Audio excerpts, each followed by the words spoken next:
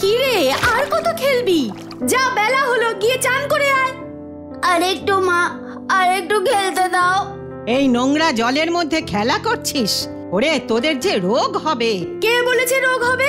ওরা বাচ্চা মানুষ, খেলছে, রোজই খেলে, কিচ্ছু হবে না। তোদের ফুলদিকে ডেকে জিজ্ঞেস কর, ওই তো সেদিন আমাদের পাড়ায় মিটিং এ এইসব নিয়েই বলছিল। ওই তো ফুলদি যাচ্ছে। ও ফুলদি, শোনো শোনো। কি হয়েছে গো রানু, ডাকছো কেন? আমার আবার সর্দার পাড়ায় মিটিং আছে, মারা সব বসে থাকবেন। মাসি বলছে এই যে ছেলেরা জলে খেলছে, তুমি নাকি বলেছো এই জলের থেকে রোগ ছড়াবে। মাসি তো কিছু ভুল বলেনি। মানে জমা জল থেকে অনেক রকমের রোগ ছড়াতে পারে, এই নিয়েই আজ আমাদের মিটিং আছে পাশের সর্দার পাড়ায়। তুমি এসো রানু, সবটা জেনে নাও। তোমরাও এসো দিদি, সবার জানা দরকার। আজকে সবাই এসেছো, খুব ভালো হয়েছে। আজ কিছু জরুরি বিষয় নিয়ে আলোচনা আছে। একটু আগেই রানুকে যে কথাটা বলছিলাম, বাড়ির ভিতরে বা বাইরে কোথাও জল জমে থাকতে দেওয়া ঠিক নয়। জমা জল থেকে মশা মাছি জন্মাবে, তারপর সেই মশার থেকে নানান রকম রোগ ছড়াবে, যেমন ম্যালেরিয়া, ফাইলেরিয়া ইত্যাদি। আবার ওই যে তোমার ছেলেরা ওই নোংরা জমা জলে খেলছিল, ওদের চামড়ার রোগ হতে পারে ওই জল থেকে। আচ্ছা দিদি, এবার থেকে খেয়াল রাখবো যাতে বাড়ির বাইরে বা ভেতরে কোথাও জল জমে থাকতে না পারে। জমা জলের ব্যাপারটা তো বুঝলাম, কিন্তু ওই যে ওখানে ধূসর জল লেখা আছে, সেটা আবার কি দিদি? জলের আবার রং হয় নাকি? হয় হয়, জানতে হবে তো। ধূসর জল তো আমাদের বাড়িতেই তৈরি হয়। কিছুই তো বুঝলাম না দিদি। বাড়িতে আমরা প্রতিদিন ব্যবহারের পর যে জল নোংরা বলে ফেলে দিই, যেমন স্নান করার জল, রান্না করার জল, সবজি ধোয়ার জল ইত্যাদি, সেটাই হলো গ্রে ওয়াটার বা ধূসর জল। আর এই ধূসর জলের পরিমাণ দিন দিন বেড়ে যাওয়ার ফলে পানীয় জলের সংকট দেখা দিচ্ছে। এ তো খুবই খারাপ ব্যাপার। কিন্তু আমরা কেন আজ ধূসর জল নিয়ে আলোচনা করছি দিদি? আমরা তো জল অপচয় করি না। করো না বলছো? বুঝিয়ে দিচ্ছি। তার আগে বলো তো, প্রতিদিন কোন কোন কাজে জলের ব্যবহার করো? রান্না করা, কাপড় কাচা, স্নান করা, বাসন মাজা, ঘর মোছা, এই সবেতেই জল লাগে। আর খাওয়ার জন্য তো লাগেই। এইবার একটু ভেবে বলো তো, যদি এই সব কাজ করতে আমরা 100 ভাগ জল ব্যবহার করি, তাহলে তার মধ্যে কত ভাগ জল ব্যবহারের পর নোংরা জল হিসেবে বাইরে বেরোচ্ছে? সেভাবে তো বলতে পারবো না দিদি, তবে অনেকটা জলই তো ফেলা যায়।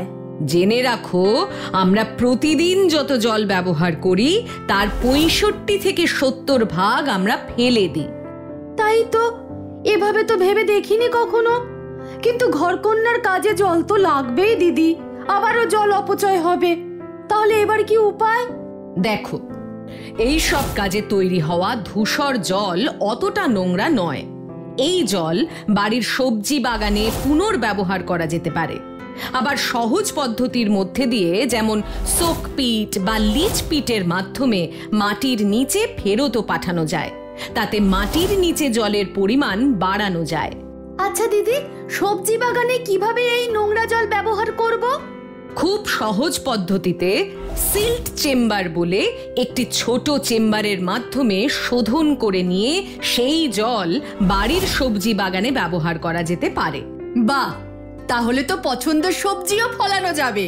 হ্যাঁ, কিন্তু খেয়াল রাখতে হবে মাটির নিচের ফসল, যেমন আলু, পেঁয়াজ, গাজর, এসব সবজিতে যেন এই জল দেওয়া না হয়।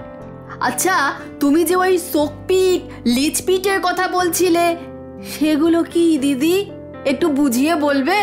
খুব সহজ ভাষায়, সোক পিট বা লিচ পিট হলো এক ধরনের শোষক গর্ত, যার কাজ হলো ধূসর জল শোষণ করে তার থেকে নোংরা অংশটা বাদ দিয়ে বাকিটা মাটির নিচে পাঠিয়ে দেওয়া, যাতে মাটির নিচের জল বাড়তে পারে।